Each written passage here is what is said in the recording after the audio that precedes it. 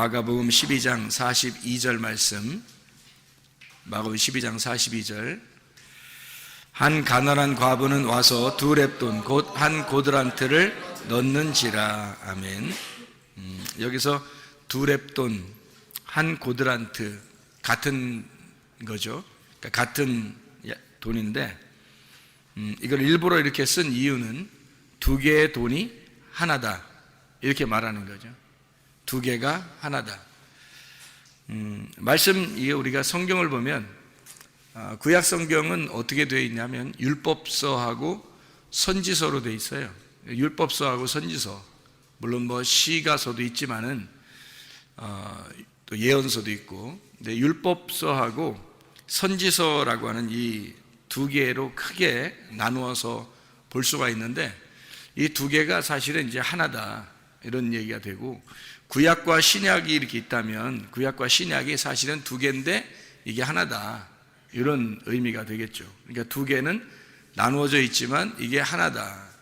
하나님과 우리도 둘이 나누어져 있지만 하나님과 우리가 서로 하나가 되어야 된다, 이런 의미를 나타내 주는 얘기예요.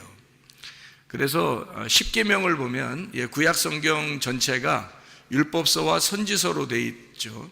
이걸 두 개를 합치면 모세 오경이 되고, 모세 오경을 이렇게 10개의 말씀으로 이렇게 딱 나누면 십계명이 돼요. 이 십계명을 두 개로 이렇게 나눌 수가 있어요. 하나님 사랑, 이웃 사랑. 그래서 하나님 사랑과 이웃 사랑이 합해지면 서로 사랑, 이렇게 되어 있죠. 그래서 이 두 말씀이 하나의 말씀. 다시 말하면 이 십계명 같은 경우도 10말씀이죠. 10말씀인데 이게 5말씀, 5말씀. 이것이 두 개가 합해서 한 말씀이다, 이렇게 이야기를 하는 거죠. 이게 하나님 사랑, 이웃 사랑, 대표적으로 나와 있는 말씀이에요. 그것이 이제 주님께서 오셔서 내가 너희에게 다시 계명을 주노니 서로 사랑하라, 그래요. 그러니까 하나님 사랑과 이웃 사랑이 서로 사랑하게 되면 하나가 되게 되는 거죠. 그래서 서로 사랑이라는 계명을 준 거예요. 이것은 새 계명이 다른 계명이 아니고 이 옛 계명을 두 개를 합쳐놓은 것이다. 이것이 하나가 되게 만드는 것이다. 이것을 새 계명, 서로 사랑이라, 이렇게 표현한 거예요. 그러니까 서로 사랑은 뭐 새로 생겨난 게 아니고, 새 계명이라 해서 새로 생겨난 게 아니라 원래 있는 계명을 하나로 만든 것이다, 이렇게 보면 오히려 이해가 되는 것이죠. 서로 사랑한다, 이렇게 말했을 때 두 렙돈, 이것이 한 고드란트다, 이런 말하고 같은 얘기가 되겠죠. 그렇죠? 창조를 보면 창조도 이 창조의 역사가 이게 가만히 보면 첫째 날 창조부터 일곱째 날까지 있잖아요, 그죠? 그런데 이게 두 개로 이루어졌다, 이렇게 볼 수 있어요. 두 개로 이루어졌다, 이것이 하나다, 이런 이제 생각을 할 수 있죠. 왜냐하면 창조가 첫째 날, 둘째 날, 셋째 날 창조하죠. 그리고 넷째 날, 다섯째 날, 여섯째 날 창조한단 말이에요. 그러면 첫째 날, 둘째 날, 셋째 날 창조한 것은 하늘의 창조를 말하고, 넷째 날, 다섯째 날, 여섯째 날 창조는 땅의 창조를 의미하는 것이다. 그래서 이 하늘의 창조와 땅의 창조를 합하면 하나가 되잖아요. 그럼 일곱째 날 안식이 이루어진다, 이렇게 보는 거죠. 절기도 마찬가지예요. 절기도 하나, 둘, 세 개의 절기, 그리고 네 번째, 다섯 번째, 여섯 번째 절기가 있고, 이것이 다 이루어지면 장막절에 들어간다. 그러니까 절기가 7개가 있죠.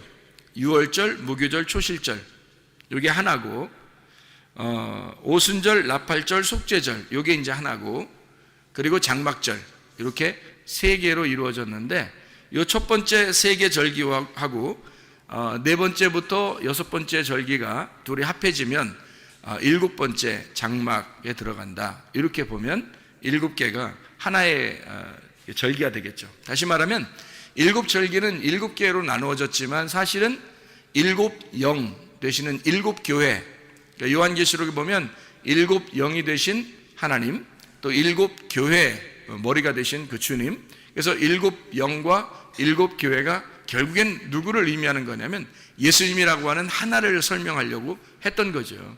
그래서 7장막절은 7영을 의미하고 7교회를 의미하는 것이다, 이렇게 보면 이게 연결돼서 하나로 이루어진 내용이구나 라는 것을 우리가 깨닫게 되는, 성경은 우리가 그러니까 나누어서 보면은 계속 나누어지는 거고요. 이걸 하나로 보면은 계속 하나로 엮여져서 하나가 되는 것입니다. 말씀이라는 게. 그러니까 이 눈이 이렇게 나누는 사람이 있고 이 눈이 하나로 연결되는 사람이 있다. 나누어지는 사람은 계속 선악과를 먹게 돼 있는 거고, 이것이 하나로 계속 이게 연결되는 사람은 생명나무를 먹게 되는 거고, 말씀이라는 게 똑같은 말씀 가지고 그렇게 된다는 얘기예요. 그래서 유월절, 무교절, 초실절 이 세 개의 이 세 개의 그 재앙, 세 개의 절기죠. 세 개의 절기가 이 세 개의 절기가 있기 전에, 유월절, 무교절, 초실절을 있기 전에 몇 가지의 재앙이 있어요. 10가지의 재앙이 있어요. 10가지의 재앙이 있고, 그리고 유월절, 무교절, 초실절이 나온단 말이에요. 그러니까 초실절이라고 하는 게 이제 뭐예요? 첫 번째 열매를 말하는 거거든요. 첫 번째 열매.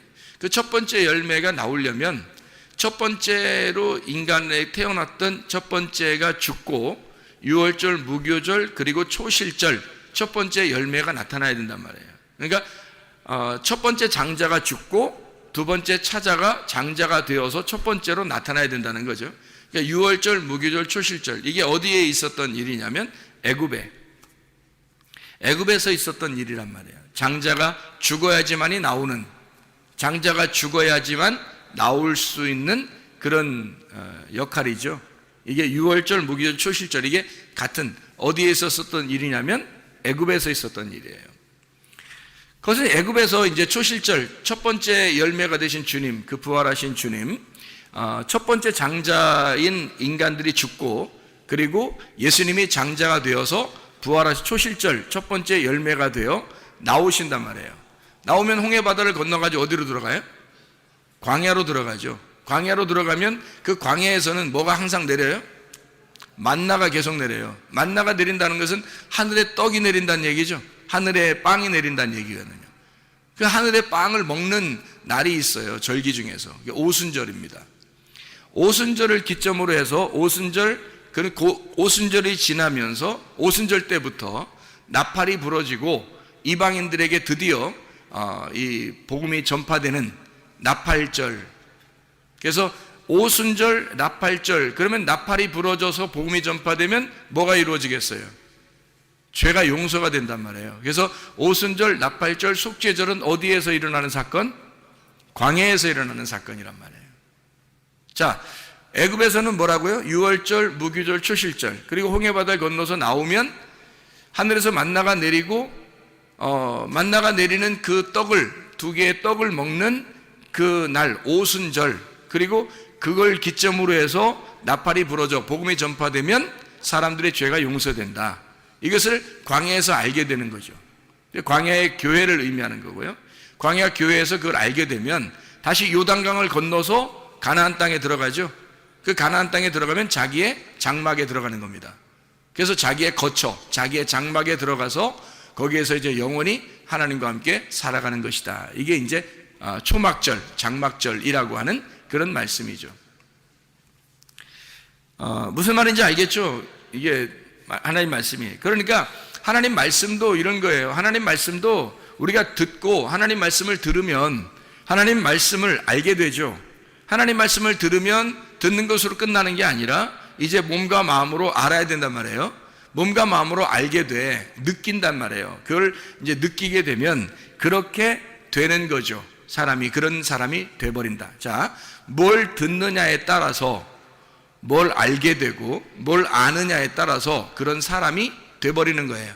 자기의 고정관념이라는 게 생기는 거거든요. 그래서 자기가 뭘 많이 들었느냐에 따라서, 그래서 어떤 사람을 만나느냐가 굉장히 중요합니다. 지혜로운 사람을 만나면 지혜를 듣게 되니까 지혜자가 되는 거겠죠. 근데 미련한 사람을 자꾸 만나면요, 그럼 미련한 것이 자꾸 오게 되는 거죠. 그러면 미련한 것이 자꾸 오게 되면 그걸 알게 되고, 그러면 그 사람은 미련한 사람으로 살게 돼 있는 거예요. 멸망하게 돼 있는 거죠.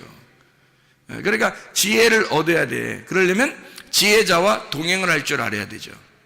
그러니까 지혜자가 예수님이고 말씀이니까 그 말씀이 뭐라고 말하는가, 이거를 들어야지 사람들이 말하는 걸 자꾸 들으면 안 되는 거죠. 사람들이 말하는 거 자꾸는 그 미련한 것인데, 미련한 것들이 그 대부분이 그렇게 살아요, 뭐 대부분이 그렇게 말해요, 대부분이 그렇게 하고 있어요. 다 쓸데없는 겁니다. 소용없는 짓이에요. 말씀이 뭐라고 말하느냐, 이거. 하나님의 말씀이 뭐라고 말하느냐, 그게 중요한 거지. 사람이 뭐라고 말하느냐, 사람 대부분이 그렇게 살아요, 사람들 대부분이 그렇게 말해요, 이런 건 의미가 없단 말이에요. 하나님의 말씀이 한마디를 하더라도 하나님 말씀이 더 소중한 거고, 하나님 말씀이 더 우리에겐 중요한 것이죠. 우리에게 더 중요한 것을 따라서 진짜를 잡고 살아야지, 가짜를 잡고서 뭐 아무리 많아도 그 다 잡은 게 다 가짜면 다 내버릴 수 있어야 되죠. 진짜를 잡고 살아야지, 여러분. 사람들이 뭐라고 하느냐는 전혀 의미 없어요, 여러분. 하나님의 말씀이 뭐라고 말하느냐, 하나님 말씀을 따라서 사는 사람, 그런 사람이 소중한 거죠. 자, 그러니까 사람이 말씀을 많이 듣고 말씀을 알게 되고, 그러면 그 말씀처럼 되게 된단 말이죠. 사람이 들은 대로 알게 되고 아는 대로 되게 되는 거죠. 성경은 우리에게 하나님 말씀이 되라고 말하지, 하나님 말씀을 너가 좀 알아라, 하나님 말씀을 네가 좀 들어라, 뭐 그렇게 말하는 것은 그렇게 되라고 얘기하는 거죠. 하나님 말씀이 되어야 된다, 그 말하는 거죠. 요한계시록 19장에서도 그 말씀들이 된 자들, 그들이 하나님의 말씀들이다, 이렇게 말하잖아요. 하나님 말씀이 되는 자들, 그 사람들이 하나님 나라란 말이에요. 하나님 나라가 돼야 되는 거지, 하나님 나라에 간다 하는 의미는 우리에게 별 의미가 없어요. 하나님 나라에 못 가 못할 거예요. 하나님 말씀이 되면 지금 여기서도 천국을 이루게 돼 있고, 하나님 나라에 갈 때도 그 천국을 이루는 거죠. 하나님 말씀이 돼버리면, 하나님 말씀이 천국이니까, 말씀의 나라이니까 말씀이 돼버리면 되는 거죠. 말씀이 되려면 어떻게 해야 되는가? 일단 들어야 돼요. 듣고 알아야 돼요. 그리고 말씀이 돼야 되는 것입니다. 말씀의 삶을 사는 거죠. 성령의 열매를 맺고 사는 삶. 마치 성전에 보면 뜰과 성소와 지성소가 있는데, 지성소에 들어간 삶, 하나님의 법궤 안에, 하나님의 말씀 안에 사는 삶, 하나님의 나라가 내 속에서 출산되는 삶, 실제로 성숙한 장성한 사람이 된 자, 이런 사람이 돼야죠. 맨날 어린애 같은 짓 하면 안 되죠. 어린애 같은 사람은 일단 뭐 태어나면 어린아이죠. 태어나면 어린아이니까 하나님이 창조하셨어요. 그러면 창조했으면 우리를 속에다가 잉태하고, 우리 속에 잉태해서 하나님이 막 자라나게 할 거 아닙니까? 얼마 동안? 10달 동안 자라나게 하는 거예요. 이 10달 동안 자라게 하는 이유가 뭐라겠어요? 하나님의 열 말씀을 준다 그랬잖아요. 하나님 열 말씀이시면 이 말씀이 된 사람은 출산하게 된다는 거죠. 하나님 말씀이 된 사람은 출산하게 된다. 그러면 이 사람이 생명력을 얻어서 나오게 되는 거죠. 열 말씀이 완성됐으니까. 출산은 열 말씀의 완성이란 말이에요. 그래서 열 말씀이 있는 거고, 그게 십계명이 있는 것입니다. 십계명을 여러분이 다시 한번 생각해 보면 이런 말씀이 되죠. 1계명은 이게 출애기 20장에 나와 있는 말씀이죠. 1절부터 17절까지 말씀 보면 십계명에 대한 이야기가 나와요. 제 1계명은 다른 신을 내게 두지 마라. 하나님만 생명이다.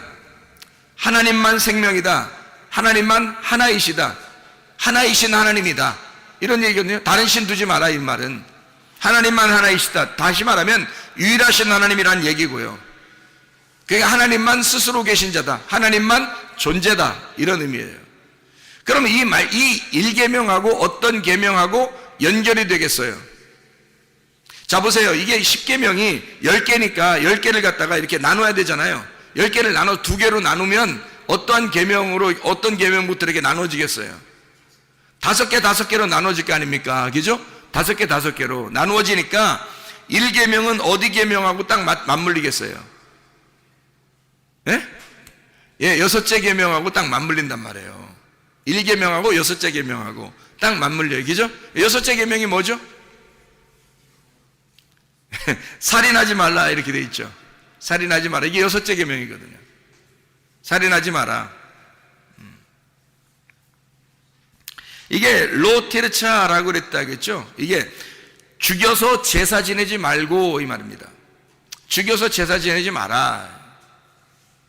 다시 말하면 생명 대신 그 한 몸을 깨뜨리지 마라, 그 말입니다. 하나님이 생명이시니까, 하나님이 유일하신 하나님이니까, 하나님만 신이니까 하나님만 유일하신 생명이니까 그 생명을 깨뜨리지 마라 그 말이에요. 살인하지 마라 그 말이죠. 생명을 깨뜨리지 마라. 둘로 나누지 마라. 하나로 만들어서 하나님은 오직 유일하신 하나님 한 분이시니까 하나인 생명이니까 유일하신 그 하나님 그 안에서 진정한 예배를 드려라 이 말입니다. 영 안에서의 예배죠. 그러니까 살인하면 이게 딱 잘라서 나누는 거잖아요. 죽여버리는 거잖아요. 그죠? 그러니까 제사를 드리는 게 바로 그런 의미라는 거예요. 하나님은 너희들이 이렇게 둘로 나누어 가지고 죽이지 마라 그 말이에요. 살인하지 마라. 그러니까 예배를 의미하는 거예요. 영 안에서의 예배는 하나를 말하는 것이고 살인해서 사람들이 제사를 드리는 것은 둘로 나누는 것을 의미하는 것이고, 그래서 하나님은 유일하신 하나님이니까 내 앞에 다른 신을 두지 마라. 두 개로 나누지 말고 하나의 하나님 안에서 살아야 된다 그 말이죠. 그러니까 그런 사람이 되라는 의미죠. 하나가 되라는 의미예요. 하나가 되라. 하나인 사람이 되어라 이 말이죠. 계명은 그러니까 열 말씀, 열 계명 이 말은 그런 사람이 되어야 된다 이런 것을 나타내 주고자 하는 말씀들이에요. 자, 두 번째 계명이 뭐예요? 우상을 만들지 마라 그런 계명이죠. 우상 만들지 마라. 우상 만들지 말라는 말은 뭐예요? 우상이 둘로 나누어지는 거잖아요. 첫째 계명하고 같은 거예요.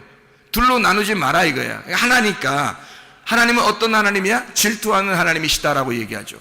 질투하는 하나님이란 얘기는 뭐예요? 사랑의 하나님이란 얘기예요. 그만큼 너희를 사랑한다. 우상을 만들지 마라. 그런 의미거든요. 여러분 천주교 나라에 가면은 대부분 천주교 나라가 많거든요. 천주교 나라에 가면은 뭐가 있냐면 십계명을 그들이 지켜요. 십계명을 이렇게 써놓고 아주 거룩하게 생각을 합니다. 근데 그 사람들의 그 십계명에서 하나가 빠진 게 있어요. 십계명에서 뭐가 빠졌을까요? 우상을 두지 마라는 말을 빼놨어요. 두 번째 계명이 없앴어요. 그리고 10개를 다른 거로 채워넣어요. 그래서 10개를 만들어 버렸습니다. 그들도 십계명을 지키긴 지키는데 두 번째 계명을 없애버렸단 말이에요. 실제인가 하고서 가서 사진을 한번 찍어보니까 그렇더라고요. 실제로 그걸 다시 한번 이렇게 확대해서 딱 사진을 보니까 그렇게 되어 있더라고요. 우상을 만들지 말라는 말을 왜 없애버릴 수밖에 없을까? 천주교 나라에서는 다 우상이니까 다 모든 게 다 우상으로 만들어놨으니까 그러니까 이걸 없앨 수밖에 없는 거예요. 이 십계명에서 두 번째 계명을 자기들이 그걸 못 지키니까 할 수 없으니까. 근데 그 말은 사실은 그런 의미를 얘기하는 게 아닌데 이 사람들이 모르니까, 성경을 잘 모르니까 이걸 우상을 만들지 마라 겁나잖아요. 그러니까 그걸 빼놓고 다른 걸 써놨더라고요. 우상을 만들지 말라 이 말은 둘로 나누지 마라. 질투하는 하나님이고 이 하나님은 사랑의 하나님이다. 이거는 어떤 계명하고 딱 맞물려서 하나가 될까요? 둘째 계명이니까 일곱째 계명하고 맞물리겠죠. 일곱째 계명이 뭐예요? 간음하지 말라는 얘기죠. 간음하지 말라. 이게 로나프라는 단어예요. 이 말은 율법과 결혼하지 말라는 말입니다. 한마디로 말하면 율법하고 결혼하지 마라. 율법하고 이혼해야 된다 그 말이고요. 다시 말하면 하나님보다 더 사랑하는 게 있으면 그게 우상이다. 배교하지 마라. 종교적으로 너가 하나님을 섬긴다고 하면서 열심히 하나님 섬긴다고 하면서 하나님을 배신하지 마라 그 말이에요. 우상 숭배하지 마라. 다시 말하면 이 말들은 어떤 말이에요? 거룩해져라, 깨끗해라 이 말이죠. 순수하라, 순결해라. 쉽게 얘기해서 한 남편만 바라봐라. 우상을 섬기지 마라, 우상 만들지 마라는 말은 오직 한 남편만 사랑해라 그 말이죠. 그게 일곱째 계명입니다. 그게 간음하지 말라는 의미잖아요. 우상 만들지 마라, 간음하지 말라 같은 거죠. 같은 의미란 말이에요. 그래서 첫째 계명은 여섯째 계명하고 둘째 계명은 일곱째 계명하고 맞물린단 말이죠. 자, 세 번째 계명이 뭐예요? 하나님의 이름을 망령되이 여기지 마라 이렇게 말했죠. 하나님의 이름을 망령되이 여기지 마라는 말은 어떻게 하라는 거예요? 그러면 망령되이 이름을 여기는 것은 하나님이 저쪽에 계시고 내가 여기 있으면 아무리 하나님 이렇게 불러도 말이에요, 다 망령된 겁니다. 아니 네가 뭔데 하나님 이름을 불러요? 그리고 하나님이 이름이 있어요 없어요? 없어요. 하나님의 이름이 없는데 네가 뭔데 그 하나님 이름을 부르냐고. 하나님 이름을 부른다는 자체가 망령된 거라고요. 넌 인간이고 하나님이 신인데 어떻게 네 입으로 하나님이라는 신을 이름을 부르냐 이거야. 말도 안 되는 소리죠. 이미 망령된 거란 말이에요. 다시 말하면 이게 어떻게 해야지만이 그런 망령되게 여기지 않을까? 그 이름이 돼버리면 말이에요. 그 이름이 돼버리면 망령되게 여기지 않는 거죠. 자, 어떤 아이가 막 어른의 이름을 함부로 막 불러요. 그럼 망령되게 여기는 거죠. 근데 그 어린아이가 그 사람의 이름이 같이 돼버리면요, 그럼 망령된 이름이 아닙니다. 누가 그 아이의 이름을 불렀는데 이쪽 사람도 자기가 똑같은 이름이야. 그럼 어떻게 해? 이름을 저쪽에서 불렀는데 똑같은 이름이야. 그러면은 망령되 여기는 게 아니죠. 이쪽 어린아이 이름 부르나 어른 이름 부르나 같은 거란 말이에요. 똑같은 이름이 되었다면. 자, 우리가 예수 이름이 돼버리면, 하나님 이름이 돼버리면, 그럼 그 이름의 존재가 돼버리면, 그러면 하나님은 우리한테 뭐라 그래요? 늘 너는 하나님 안에 있고 하나님이 네 안에 있기를 원한다고. 우리가 서로 하나가 되자 그러잖아요. 하나님이 늘 우리와 하나가 되자 그러죠. 예수님도 우리 보고 너희들은 나의 친구야 그러고, 너희들은 나의 형제야 그러고, 너와 내가 같아, 우리가 같은 배에서 나온 하나님의 말씀 안에서 나온 한 형제다라고 얘기하고, 한 친구라고 얘기하고, 우리가 서로 하나다라고 얘기를 자주 해요. 그러면 하나님께서도 마찬가지죠. 하나님이 우리 예수라는 이름 안에서 우리하고 하나가 된다면, 그러면 그 이름이 망령되 여기지 않는 거죠. 같은 이름이니까. 이해가 되죠? 그러니까 이름을 망령되 여기지 마라, 이 말은 뭐예요? 같은 이름이 되라, 그 말이죠. 같은 이름이 되라, 그 말은 그 이름을 도적질하지 말라 하는 말하고 같은 말이죠. 그 이름을 도적질한다는 것은 이 사람 거하고 나하고 지금 다르니까 저 사람 걸 갖고 싶어서 도둑질하는 거잖아요. 저 사람께 내가 원하는 거니까 저 사람 거를 갖다 도둑질하려고 내가 가져오는 거잖아요. 그런데 그 사람 거가 내 거고 내 거가 그 사람 거면 도둑질할 필요가 있어요, 없어요? 없죠. 하나님의 이름이 망령되 여긴다는 말은 바로 이런 것이란 말이에요. 하나님의 이름과 내가 전혀 다르면, 서로 다르면 하나님을 갖다가 내가 불러도 망령되 여기는 거지만, 하나님과 내가 소유가 같고 이름이 같으면 내 거가 하나님 거고 하나님 거가 내 거니까, 같은 이름이니까, 같은 소유권을 가지고 있으니까, 그러니까 도둑놈이 안 되는 거죠. 이해가 되겠죠? 그래서 셋째 계명은 사람의 이름을 내지 마라, 이 말입니다. 이름을 도적질하지 말라, 망령되 여기지 마라, 사람의 이름을 내지 마라, 그 말이고요.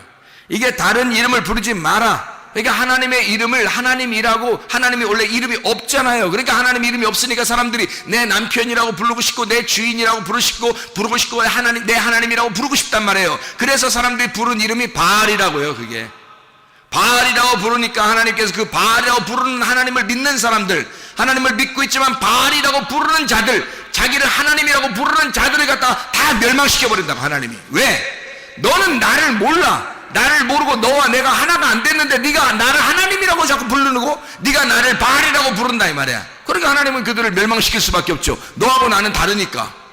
네가 내 이름을 도적질해가는 거잖아. 근데 하나님하고 같은 자가 되면, 그러면 도둑질할 필요가 없죠. 그러면 하나님을 바알이라고 부르지 않겠죠.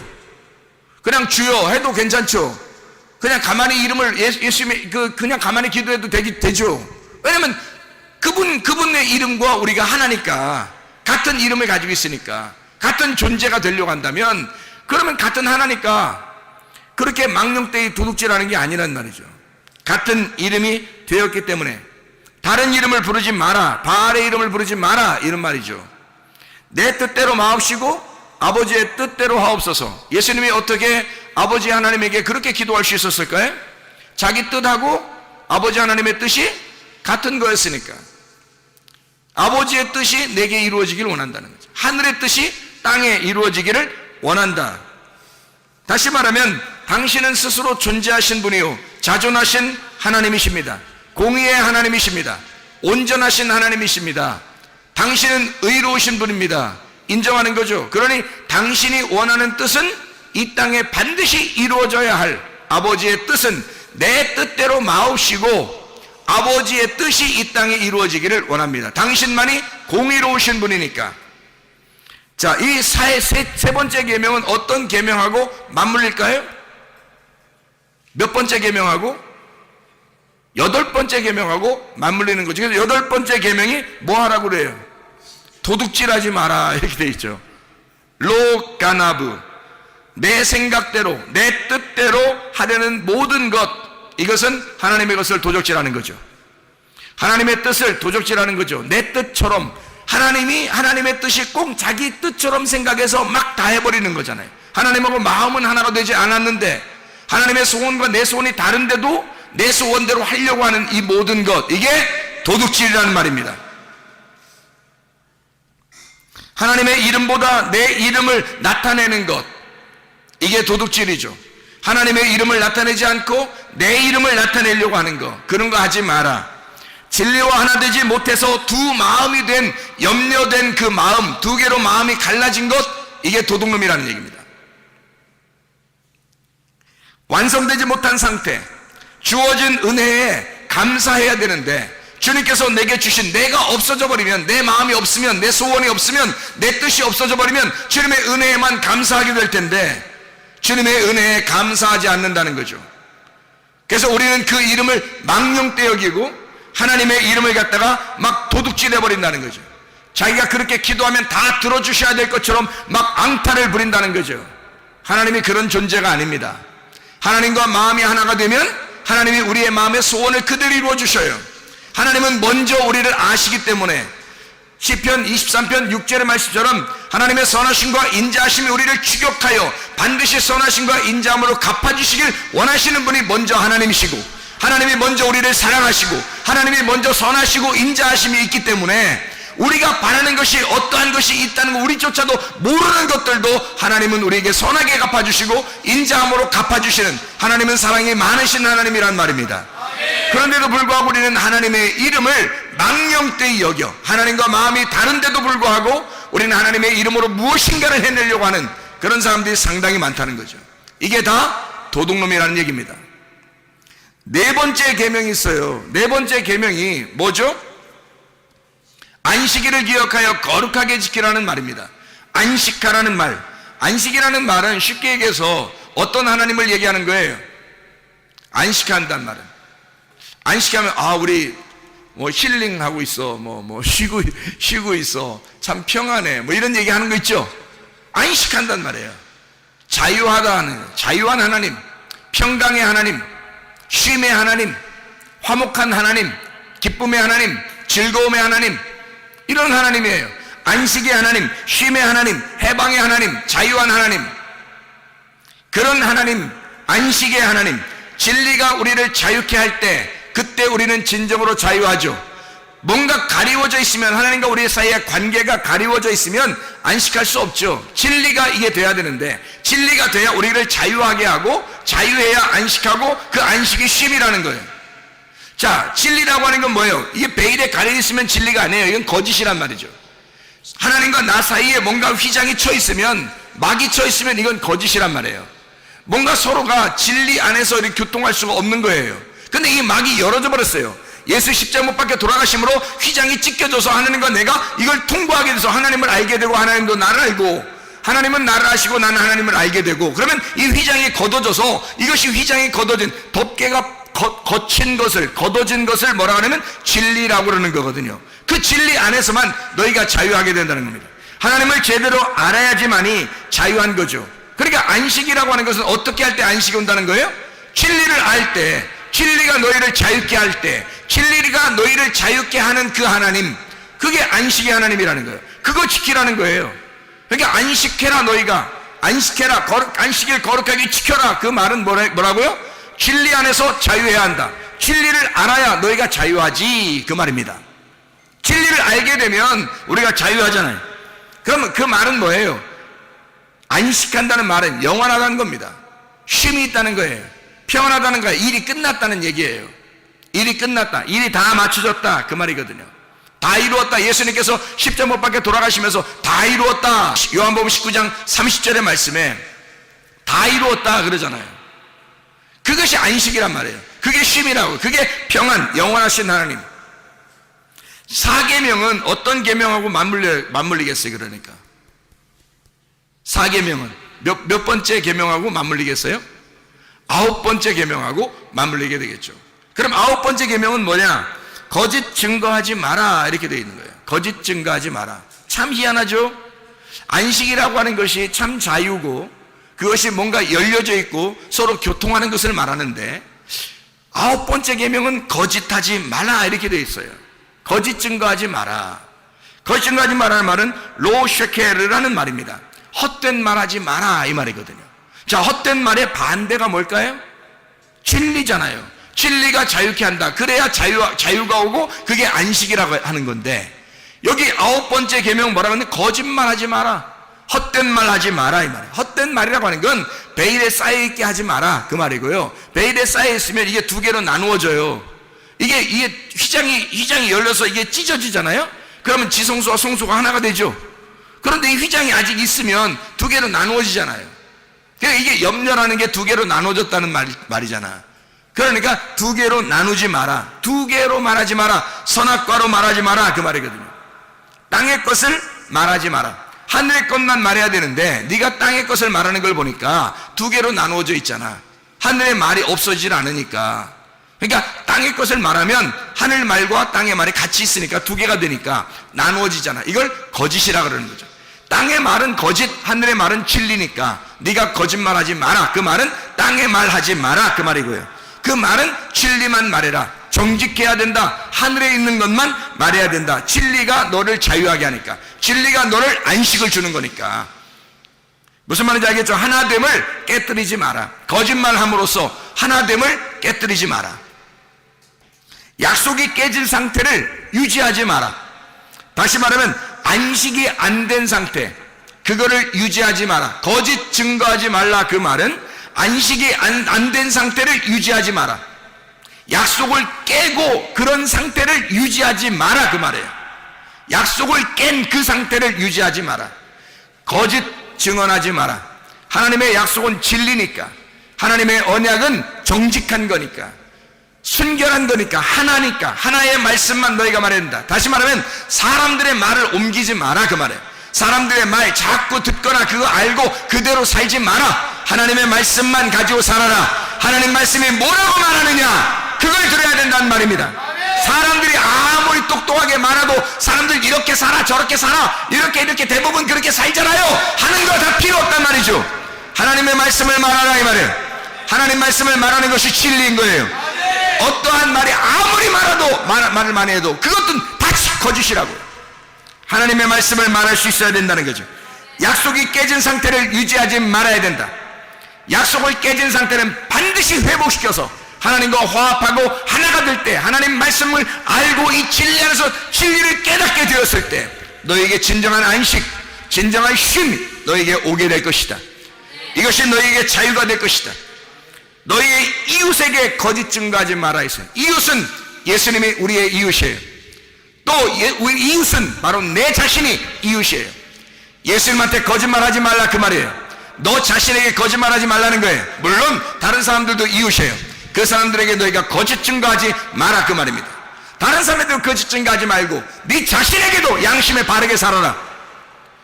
예수 그리스도에게 너희 양심 바르게 살아라, 그 말이에요. 예수님에게 정직하란 말이에요. 여러분 자신에게 정직하란 말이에요. 다른 사람들에게도 정직하라, 그 말입니다. 그래야 여러분에게 안식이 옵니다. 양심에 바라야, 그래야 진리가 자유케 하는 것이니까, 그래야 쉼이 오는 거니까. 안식일을 기억하여 거룩하게 지켜라. 왜? 하나님은 안식의 하나님이니까. 그분은 자유의 하나님이니까. 그분은 우리에게 해방을 주신 하나님이니까. 그분은 우리에게 기쁨을 주시는 하나님이니까. 네가 슬퍼하거나 염려하거나 괴로워하게 살게 하는 것을 하나님이 기뻐하시는 것이 아니에요. 우리로 하여금 진정한 기쁨 속에서, 진정한 평안 안에, 진정한 자유 안에, 진정한 안식 안에 살기를 원하시는 분이 누구보다도 우리 하나님이 원하신단 말이에요. 그러니까 우리 자신들은 어떻게 해야 우리가 안식할까? 거짓 증거하지 말아야 되겠구나. 이 땅에 있는 말을 하지 말아야 되겠구나. 진리를 알아야 되겠구나. 하나님의 마음과 하나가 돼야 되겠구나. 그러면 우리가 안식하겠구나. 그래서 안식일을 기억하여 너희가 거룩하게 지켜라. 어떤 날짜를 지키라는 의미가 아니에요. 안식일이 돼야 된다 그 말입니다. 너희가 안식의 하나님을 알아야 된다, 안식의 하나님이 되어야 된다 그 말이에요. 안식의 하나님을 듣고 안식의 하나님을 알고 안식의 하나님이 되어야 된다 그 말입니다. 사람들은 종교적으로 지금 세상 사람들 보니까요, 어디에 가도 보니까 세상 사람들은 그 종교에 그 매여서 얼마나 어렵게 살고 있는지 몰라요. 거기에 매여 있는 사람들이 얼마나 많은지 몰라요. 그러나 하나님 우리에게 안식의 하나님이십니다. 쉼의 하나님이십니다. 자유를 주길 원하시는 하나님이십니다. 그럼 어떻게 할 때 자유하냐? 거짓 증거하지 말고 너를 대하여 정직하라. 하나님을 대하여 정직하라. 사람들을 대하여 정직하라. 하나님의 말씀이 뭐라고 말하는지를 깨닫고 그 진리 안에서 자유하라 그 말입니다. 그게 안식이라는 거죠. 다섯째 계명 뭐예요? 부모를 공경하라 그렇게 되어 있습니다. 부모를 공경하라. 아부엠입니다. 부모, 아부엠, 아버지의 집, 아버지의 말씀, 아버지의 말씀의 성전, 아버지의 말씀이 있는 성전을 말하는 거예요. 아부엠, 부모를 효도해라. 부모님께 효도하라. 그 말은 하나님 아버지의 말씀이 있는 그 성전이 되어라 그 말입니다. 하나님의 말씀이 있는 그 성전이 되어야 된다. 하나님의 말씀이 우리 속에 있어야 되죠. 하나님의 말씀이 우리 속에 존재해야 된단 말이에요. 하나님의 말씀은 스스로 존재하시는 분이거든요. 하나님은 자존하시는 하나님, 생명의 하나님이거든요. 그 성전이 되어라. 그 말씀이 거하는 성전이 되어야 된다. 이게 부모님께 효도하라는 것이거든요. 부모님께 효도하라. 물론 집에 있는 부모님께도 효도해야 되죠. 그러나 원래 이 의미는, 속에 있는 원래 의미는 하나님의 말씀이 거하는 그 성전을 의미합니다. 하나님의 말씀이 거하는 그 집을 말하는 것입니다. 지금으로 말하면 교회를 의미하는 것이 되겠죠. 말씀이 있는 교회, 진리의 말씀이 흐르는 교회, 이런 진리의 말씀이 거하는 이 교회, 그 거처, 하나님의 있는 하나님이 자존하셔서 거하는 이 집, 하나님의 집, 하나님의 말씀이 있는 곳, 부모를 공경해야 한다. 그 예배를 철저하게 해야 한다. 부모를 공경해야 된다. 생명의 하나님, 자존하신 하나님, 지존하신 그 하나님, 스스로 계신 우리 하나님, 그 하나님을, 그 말씀이 있는 곳, 이곳을 너가 사랑해야 된다. 자, 하나님 말씀이 어떻게 우리 안에 있으면 우리가 성전이 되겠죠. 하나님의 말씀이 여기 있으면 여기 우리 교회가 하나님의 성전이 되겠죠. 하나님의 집, 부모를 공경하라는 말, 하나님 말씀이 있는 그곳, 하나님의 말씀이 있는 그 집을 사랑해야 한다. 그 집을 공경해야 한다. 자, 다섯 번째 계명은 무슨 계명하고 딱 맞물리겠어요? 10번째 계명하고 맞물리는 계명이게 되겠죠. 그럼 10번째 계명이 뭐예요? 이웃의 것을 탐내지 말라고 돼 있잖아요. 탐내지 말라는 말은 로하마드라는 단어입니다. 탐내지 말라. 네가 율법의 열심을 가지고 율법의 열망을 갖지 마라 그 말입니다. 율법에 대하여 열망하지 마라. 율법에 대하여 네가 그렇게 안달복달하지 마라 그 말이에요. 그 말은 하나님의 열심만 있어야 하기 때문이다. 너의 열심은 하나님께서 받는 것이 아니야. 하나님의 열심을 받는 거지 너의 열심을 받는 게 아니야. 하나님이 우리를 구원하기 위해서 오실 때는 예수 그리스도 하나님의 아들을 직접 우리에게 보내서 사람들이 오라고 한 것이 아닌데 하나님의 아들을 막 보내시잖아요. 누구의 열심이에요? 하나님의 열심이에요. 우리의 열심이 아니란 말이에요. 처음부터 우리를 구원하기로 결심한 우리 하나님이 너의 열심을 받겠냐 이 말이에요. 하나님의 열심이에요. 하나님의 아들이 오신 것도 하나님의 열심이라고요. 하나님의 열심만 있는 거지 우리의 열심이 있어서는 안 된단 말이에요. 탐내지 마라. 하나님의 열심만 있어야 된다. 너의 율법의 열심을 포기해라 그 말이죠. 하나님의 열심만 있어야 되기 때문에, 다시 말하면 선악과 나무를 네가 따먹지 마라 이 말이죠. 생명과의 말씀 그 열매를 먹고 하나가 되어라. 생명의 나무의 열매를 먹고 하나가 되어야 된다. 하나님의 아버지의 말씀 그 성전 내 거로 만들지 말고, 열심히 내 거로 만들지 말고, 이웃을 대하여 거짓 증거하지도 말고 탐내지도 말아야 된다. 자, 이 말은 무슨 말이냐? 이웃은 예수님이죠. 이웃은 나죠. 이웃은 또 하나의 이웃입니다. 또 다른 이웃들 있죠. 그러니까 이 사람들의 것을 탐내지 마라 이거예요. 다시 말하면 내게 주어진 주님의 은혜가 있어요. 우리에게 주어진 주님의 은혜가 있다고요. 자기가 그걸 경험하지 못하니까 자꾸 다른 것들을 갖다가 탐내는 거죠. 아, 저 사람께 좋은가 봐, 저 사람께 좋은가 봐, 저 사람 하나님을 경험했는가 봐, 저 사람 좋은 게 있어, 저 사람 좋은 게 있어, 저런 은사도 좋은 것 같아, 저런 것도 좋은 것 같아, 막 이러면서 사람들이 막 얘기하는 것들을 다 자기 것으로 만들려고 하고 싶어 한단 말이에요. 그렇게 하지 마라. 탐내지 마라. 왜냐하면 네가 하나님 아버지의 말씀에 칩이 돼야 되면, 네가 하나님 아버지의 말씀에 칩이 되면 되니까. 그러면 하나님의 말씀이 네 안에 거하고 그 말씀과 네가 하나가 되니까 더 이상 다른 걸 탐낼 필요가 없다는 거죠. 왜냐하면 모든 하나님의 것이 너의 것이 될 거니까 탐낼 필요가 없는 거죠. 그러나 그 하나님의 것이 너의 것이 안 되니까 자꾸 두 개로 나누어져 있으니까 저걸 탐낸단 말이에요. 하나님의 아버지의 말씀, 그 말씀에 칩이 안 되니까 네가, 그러니까 그 말씀이 네 속에 없으니까 자꾸 다른 것들이 더 좋아 보인다는 거죠. 그렇게 탐내지 마라. 다시 말하면 둘로 나누지 마라. 너의 열심으로 저쪽에 있는 하나님을 갖다 섬긴다고 그렇게 하려고 하지 마라. 하나님께서 우리에게 찾아오시고 하나님의 열심으로 우리를 사랑하시기 때문이다.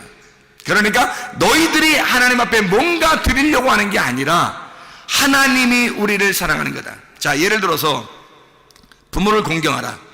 그러면 부모를 우리가 어떻게 공경해야 되는 거예요? 도대체가 여러분 생각해봐요. 부모를 어떻게 공경해야 돼요? 잘 생각해봐요. 어떻게 하는 게 공경하는 건가? 부모들이 원하는 게 뭐겠어요? 부모가 원하는 거는, 애들한테 부모가 원하는 게 뭐 있어요? 없어요. 별로 원하는 게 없어요. 만약에 애들한테 막 부모가 막 원하는 게 너무 많아, 그럼 그건 부모로서 좀 이상한 사람이에요. 왜 그런지 알아요? 부모는 아이들한테 뭘 기대하는 게 없는 게 부모예요. 잘 생각해 보시라고. 자녀들한테 기대하는 게 없어요. 별로. 그냥 엄마 아빠를 알아주면 되는 거예요. 엄마 아빠라는 존재를 알아주면 좋은 거예요. 그냥 그걸 기쁘다고 생각하는 거라고요. 부모를 공경하라는 말은 하나님 아버지의 말씀, 그 집이 되어 그냥 하나님 아버지를 이해하면 되는 거예요. 뭐 더 이상 어떤 큰 율법적인 열심을 하나님이 요구하는 게 아닙니다. 그건 다 뭐냐면 네가 나하고 분리가 됐다는 것을 증명하는 것 뿐이야. 그래서 네가 그렇게 둘로 나누어져 있으니까 네가 자꾸 탐내는 거야. 네가 자꾸 탐내는 거야. 그렇게 하지 마라 이거야. 둘로 나누지 말라 이거야. 하나님 아버지가 우리에게 원하는 것은 그냥 아버지 안에서 말씀이 되어, 아버지의 말씀에 집이 되어, 그냥 말씀과 집이 그 하나가 되어서 그걸 사랑하라 이거야. 그러니까 그렇게 되라 이거야. 같이 하나가 되자 이거예요. 하나님이 원하는 게 그거지. 뭐 하나님이 우리한테 뭘 원하겠어요, 여러분? 보이지 않는 영적 존재가, 보이지 않는 영적 존재 하나님이 우리한테 원하는 게 뭐겠냐고요. 여러분이 뭘 얼마나 열심히 해야 하나님이 좋아하시겠어요? 하나님은 하나님이 되라는 거예요. 하나님의 말씀이 되라는 거예요. 말씀이 돼서 그 말씀 안에 하나가 되자는 겁니다. 그거예요. 네가 그렇지 않으면 네가 자꾸 이걸 탐내게 될 거니까. 탐내게 된다는 말은 로하마드, 네 열심으로 그 율법을 자꾸 준행해 보려고 열심히 하나님 앞에 대들려고 할 거니까. 하나님 앞에 어떻게든 내가 이렇게 하면 하나님이 날 인정할 거야 라고 하나님 앞에 계속 달겨들 거니까. 그렇게 달겨들지 마라. 그 탐내지 마라. 나는 너와 하나가 되기로 한다 이거야. 부모가 자녀한테 뭘 막 기대해서 너는 이렇게 돼야 돼, 너는 이렇게 돼야 돼, 막 이렇게 하잖아요. 사람들이요, 부모들이 그런 생각 같죠. 야, 내 자식은 이렇게 됐으면 좋겠어, 내 자식이 이렇게 됐으면 좋겠어. 근데 꼭 부모하고 반대되는 행동을 꼭 해. 애들이 자라나면서 속상해 안 속상하겠어요? 속상하겠죠. 왜 속상해요? 내가 원하는 대로 안 했단 말이에요. 내가 원하는 그 기준점에 못 올라왔다는 거죠. 그럼 얘 인생을 갖다가 누가 디자인하는 거예요 지금? 하나님이 디자인하는 게 아니라 부모가 디자인해 버리는 거죠. 이 아이를, 그죠? 내 생각대로 이렇게 됐으면 좋겠다라고 해요. 왜 그렇게 하죠? 부모가 그렇게 못 살아왔기 때문입니다. 자기에게 결핍이 있었던 거예요. 내가 이렇게 내가 과거로 돌아가면 내가 이런 인생을 살았을 텐데, 내가 과거로 돌아가면 내가 이렇게 했을 텐데 라고 계속 되뇌이는 거죠. 그러다가 내 자식은 이런 인생을 살면 안 돼 라고 결정을 했기 때문에, 그래서 이 자식을 갖다 만들어 나가는 겁니다. 그렇죠? 잘 생각해 보면 우리의 결핍 때문에 자녀들을 갖다가 우리 자신 나름대로 디자인해버리는 거예요. 하나님께 맡기질 않는 거죠. 자기가 어떻게든지 만들어내려고 하는 겁니다. 내가 못한 걸 네가 이루어야 된다. 불행한 거죠. 자녀도 불행하고 부모도 불행합니다. 왜 그러냐면 이게 탐내는 것이기 때문입니다. 하나님과 하나가 되게 하면 되는데 하나님하고 하나가 되면 하나님께서 이 아이를 디자인하신다고요. 우리가 왜 인생을 그렇게 살았는지 여러분 아세요? 왜 우리가 인생을 실패하고 잘못 살았는지 아세요? 하나님과 하나가 못 됐었기 때문입니다. 하나님하고 자기가 하나가 못 됐었기 때문에 인생을 그렇게 살아간 거예요. 자, 우리 인간이 예를 들어서 내 자녀를 이렇게 만들어야지 하고 계속 그렇게 만들었어요. 그래서 실제로 그런 사람이 됐어. 자, 금방 죽을 수도 있죠. 다 만들어졌는데 병 날 수도 있죠. 다 만들어졌는데 사고 날 수도 있죠. 자, 누가 책임질 거예요? 자기가 원하는 대로 다 만들어냈는데, 그래서 내가 그동안 못 살았던 그 결핍을 얘가 다 채울 수 있었는데 갑자기 바뀌어버린 거예요, 인생이. 그럼 여러분 누가 책임지죠? 그들은 계속 자기 인생도 살지 못했고 자기 부모에게 맞추어서 살다가 어느 날 자기 인생을 그냥 그거로 끝나게 돼 있어요. 자, 하나님이 맡아주시는 게 더 낫겠죠? 하나님 맡아주시면 행복하겠죠.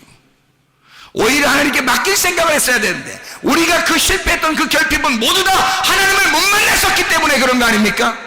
하나님을 진짜 만나보면 어떠한 상황이라도 하나님이 나를 디자인하시고 하나님이 나의 기쁨을 기쁘게 해주시고 하나님이 나의 아름다움을 아름답게 만들어주시고 하나님이 나의 즐거움을 즐겁게 만들어주시는 우리 하나님이시면 우리가 깨닫지 않겠습니까?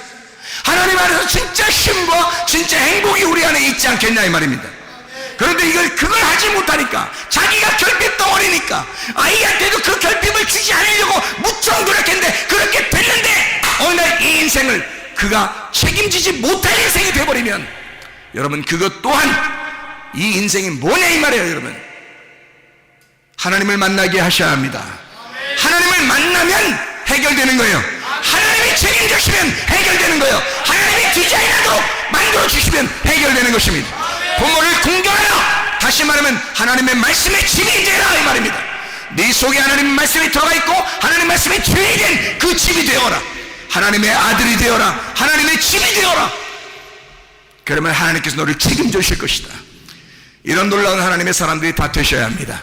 둘로 나누어지지 아니하고 이 열 말씀이 하나의 말씀이 되어 하나의 하나님의 말씀이 된 하나님의 사람들, 그리스도께서 인정하는 주의 사람들, 여러분과 제가 되기를 바랍니다.